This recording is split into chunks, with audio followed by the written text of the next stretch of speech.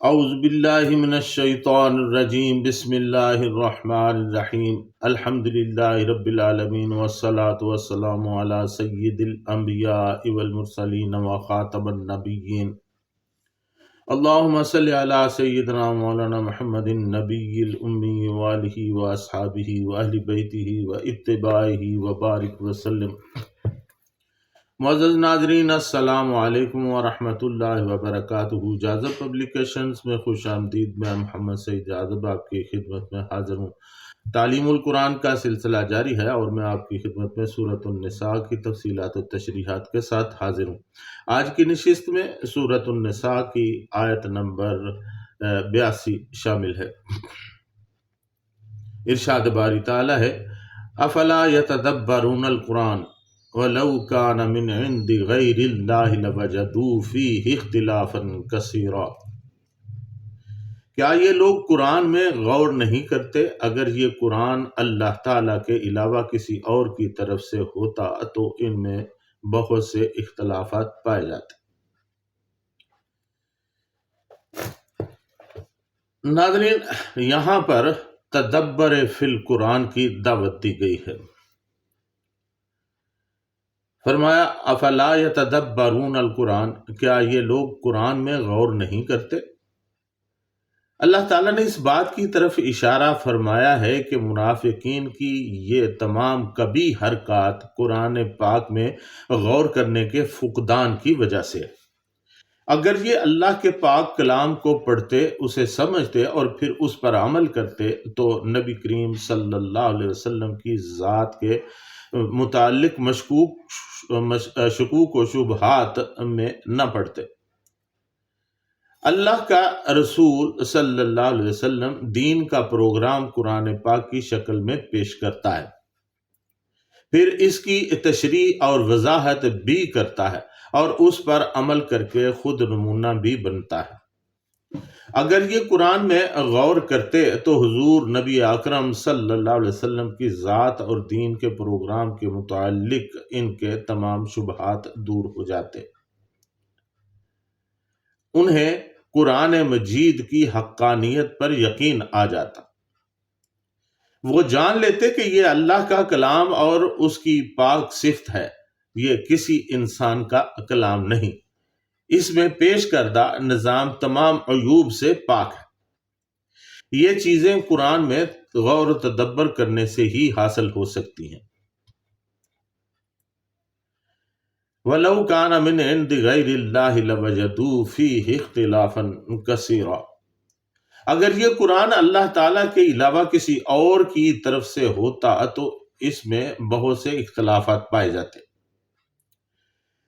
منافقوں کی جن باتوں پر انہیں تنبیہ کی گئی ہے، ان کی ایک وجہ یہ بھی تھی کہ انہیں قرآن کے منزل من اللہ ہونے میں بھی شک تھا۔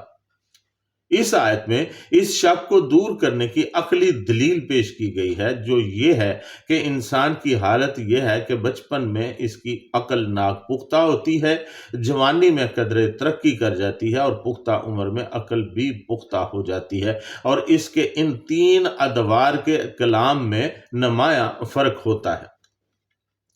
پھر زندگی بھر اس کے نظریات بدلتے رہتے ہیں۔ بچپن میں خیالات و نظریات اور طرح کے ہوتے ہیں، جوانی میں اور طرح کے۔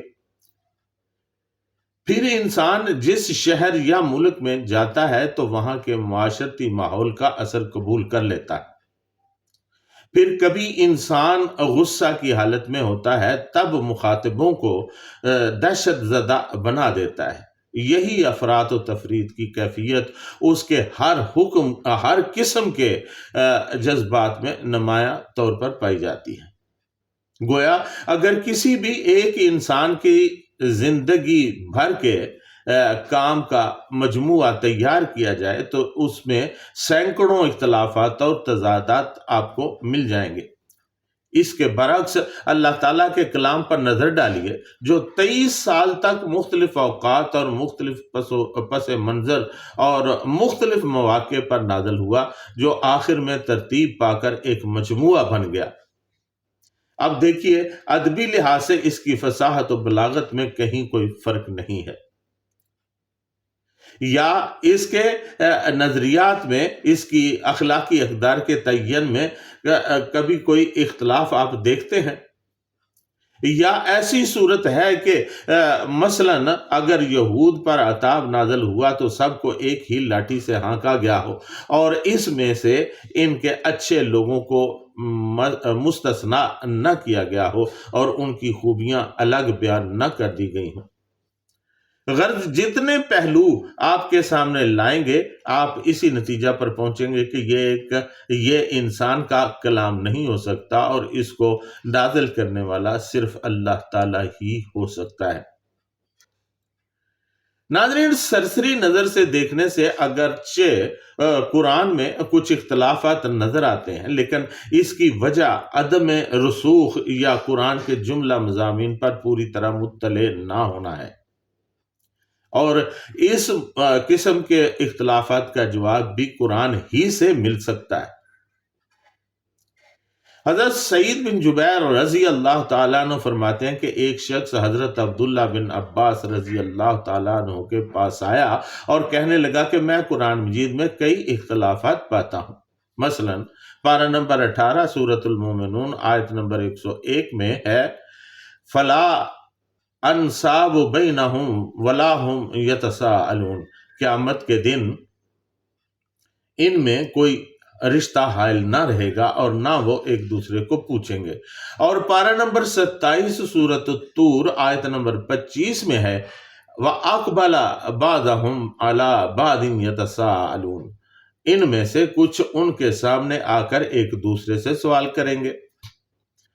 اسی طرح پارہ نمبر 5 سورۃ النساء آیت نمبر 72 میں ہے وَلَا يَكْتُمُونَ اللَّهَ حَدِيثًا، اور وہ اللہ سے کوئی بات چھپا نہ سکیں گے۔ اور پارہ نمبر 7 سورۃ الانعام آیت نمبر 23 میں ہے کہ قیامت کے دن مشرکین کہیں گے وَاللَّهِ رَبُّنَا مَا كُنَّا مُشْرِكِينَ، اللہ کی قسم ہم شرک نہیں کیا کرتے تھے، گویا وہ اصل بات چھپائیں گے۔ پھر پارہ نمبر 30 سورۃ النازعات آیت نمبر 27 تا 30 میں اللہ تعالیٰ نے ارشاد فرمایا اَأَنْتُمْ أَشَدُّ خَلْقًا أَمِ السَّمَاءُ بَنَاهَا رَفَعَ سَمْكَهَا فَسَوَّاهَا وَأَغْطَشَ لَيْلَهَا وَأَخْرَجَ ضُحَاهَا وَالْأَرْضَ بَعْدَ ذَلِكَ دَحَاهَا، کیا تمہیں پیدا کرنا مشکل ہے یا آسمان کو؟ اس نے بنایا، اس کی چھت کو خوب اونچا کیا، پھر اسے درست کیا اور تاریک کیا اس کی رات کو، اور ظاہر کیا اس کے دن کو، اور زمین کو بعد ازاں بچھا دیا۔ اس سے یہ معلوم ہوتا ہے کہ آسمان کی پیدائش زمین سے پہلے ہوئی۔ لیکن پارہ نمبر 24 سورہ حامیم السجدہ آیت نمبر 9 میں ارشاد فرمایا قُلْ أَئِنَّكُمْ لَتَكْفُرُونَ بِالَّذِي خَلَقَ الْأَرْضَ فِي يَوْمَيْنِ وَتَجْعَلُونَ لَهُ أَنْدَادًا ذَلِكَ رَبُّ الْعَالَمِينَ وَجَعَلَ فِيهَا رواسي من فوقها وبارك فيها وقدر فيها وأقواتها في 4 أيام سواء للسائلين ثم استوى إلى السماء وهي دخان فقال لها وللأرض ائتيا طوعا أو كرها قالتا آتينا طائعين۔ آپ صلی اللہ علیہ وسلم ان سے پوچھئے کیا تم لوگ انکار کرتے ہو اس ذات کا جس نے پیدا فرمایا زمین کو 2 دن میں اور ٹھہراتے ہو اس کے لیے مد مقابل؟ وہ تو رب العالمین ہے، اس کا مد مقابل کون ہو سکتا ہے؟ اور اس نے ہی بنائے ہیں زمین میں گڑے ہوئے پہاڑ جو اس کے اوپر اٹھے ہوئے ہیں، اور اس نے بڑی برکتیں رکھی ہیں اس میں، اور اندازہ سے مقرر کر دی ہیں اس میں غذائیں ہر نو کے لیے 4 دنوں میں، ان کا حصول یکساں ہے طلبگاروں کے لیے۔ پھر اس نے توجہ فرمائی آسمان کی طرف، وہ اس وقت محض دھواں تھا، پس فرمایا اسے اور زمین کو کہ آ جاؤ تعمیل حکم اور ادائے فرض کے لیے۔ خوشی سے یا مجبوری سے دونوں نے عرض کی کہ ہم خوشی خوشی حاضر دست بستہ حاضر ہیں۔ اس سے یہ معلوم ہوتا ہے کہ زمین آسمان سے پہلے پیدا ہوئی۔ پارہ نمبر 5 سورۃ النساء آیت نمبر 96، 134، 158 میں ارشاد باری تعالیٰ ہے وَكَانَ اللَّهُ غَفُورًا رَحِيمًا، عزیز اور پھر عزیزاً حکیمہ اور پھر سمیعاً بصیرا۔ ان آیات سے معلوم ہوتا ہے کہ اللہ تعالیٰ ان صفات سے ماضی میں موصوف تھا، اب نہیں۔ چنانچہ حضرت عبداللہ بن عباس رضی اللہ تعالیٰ عنہ نے ان سوالوں کا جواب دیتے ہوئے فرمایا کہ دیکھو پارہ نمبر 18 سورۃ المومنون آیت نمبر 101 میں جو فرمایا گیا ہے فلا انصاب بینہم ولا ہم یتساءلون، یہ اس وقت کا ذکر ہے جب پہلی دفعہ سور پھونکا جائے گا اور آسمان اور زمین والے سب بے ہوش ہو جائیں گے۔ اس وقت نہ کوئی رشتہ ناتا رہے گا اور نہ ایک دوسرے سے کچھ پوچھنے کا ہوش ہوگا۔ اور پارہ نمبر 27 سورۃ الطور آیت نمبر 25 میں جو ارشاد ہے وَأَقْبَلَ بَعْضُهُمْ عَلَىٰ بَعْضٍ يَتَسَاءَلُونَ، یہ سور پھونکے جانے کے بعد کی بات ہے کہ وہ ایک دوسرے سے سوال کریں گے، لہٰذا اختلاف کی کوئی بات ہی نہیں ہے۔ دوسری بات، قیامت کے دن جب اللہ تعالیٰ اخلاص والوں یعنی موحدین کے گناہ بخش دے گا تو مشرک آپس میں صلاح کریں گے کہ چلو ہم بھی جا کر کہہ دیتے ہیں کہ ما کننا مشرکین، ہم تو مشرک نہ تھے۔ تو اللہ تعالیٰ ان کے منہ پر مور لگا دے گا اور ان کے ہاتھ اور پاؤں بولنا شروع کر دیں گے، اور انہیں معلوم ہو جائے گا کہ اللہ تعالیٰ سے کوئی بات چھپائی نہیں جا سکتی۔ اسی لیے فرمایا وَلَا يَكْتُمُونَ اللَّهَ حَدِيثًا، وہ اللہ تعالیٰ سے کوئی بات چھپا نہ سکیں گے۔ یہ وہ وقت ہوگا کہ جب کافر یہ آرزو کریں گے کہ کاش وہ دنیا میں مسلمان ہوتے۔ یہاں بھی کوئی اختلاف کی بات نہیں۔ آسمان اور زمین کی تخلیق میں ترتیب کچھ یوں ہے کہ اللہ تعالیٰ نے پہلے زمین کو 2 دن میں پیدا کیا، پھر آسمان کی طرف متوجہ ہوا تو اگلے 2 دنوں میں ان کو 7 آسمان بنایا۔ اس کے بعد زمین کو پھیلایا، اور زمین کا پھیلانا یہ ہے کہ اس سے پانی نکالا، گھاس چارہ پیدا کیا، پہاڑ جانور اور ٹیلے وغیرہ اگلے 2 دنوں میں بنائے۔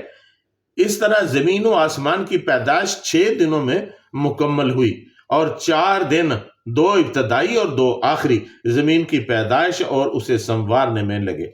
چنانچہ ان آیات کے مفہوم میں بھی کوئی اختلاف نہیں۔ اس سے اگلی بات کہ کانا کا مطلب یہ ہے کہ اللہ تعالیٰ کی یہ صفات ازلی ہیں اور یہ سب اس کے نام ہیں، یعنی وہ ہمیشہ سے ان صفات کا مالک ہے اور ہمیشہ رہے گا۔ وہ جو چاہے کر سکتا ہے، گویا اب کوئی اختلاف نہیں رہا، اور ہو بھی کیسے سکتا ہے جبکہ سارا قرآن تو اسی کی طرف سے نازل ہوا ہے۔ ناظرین، یہ روایات صحیح بخاری شریف کتاب التفسیر سے ماخوذ ہیں۔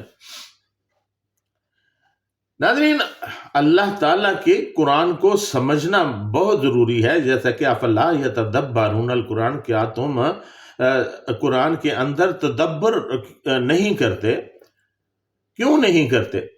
تدبر اختیار کرو اور اس کو مسلسل پڑھو اور اس کو جاننے کی کوشش کرو کہ اس کے اندر اللہ تعالیٰ کے احکامات کیا ہیں، اللہ تعالیٰ نے کیا فرمایا ہے اور کیا اس کا مدعا ہے، یہ سمجھنا بہت ضروری ہے۔ جب تک ہم اس کے مضامین کو نہیں سمجھ پائیں گے تب تک قرآن کی حقیقت سمجھ میں نہیں آئے گی، پھر ایسے ہی لگے گا جیسے اس میں بہت سے اختلافات موجود ہیں۔ حالانکہ قرآن کے اندر کوئی اختلاف موجود نہیں، اس کی کوئی بھی آیت کسی دوسری آیت سے ٹکراؤ نہیں رکھتی، اس کی وضاحت موجود ہے خود قرآن کے اندر، اور مزید وضاحت چاہیے تو وہ حدیث کے اندر مل جاتی ہے۔ اللہ تعالیٰ سے دعا ہے کہ ہمیں قرآن کریم کو سمجھنے کی توفیق عطا فرمائے۔ آج کی نشست میں اتنا ہی، وما علینا الا البلاغ المبین۔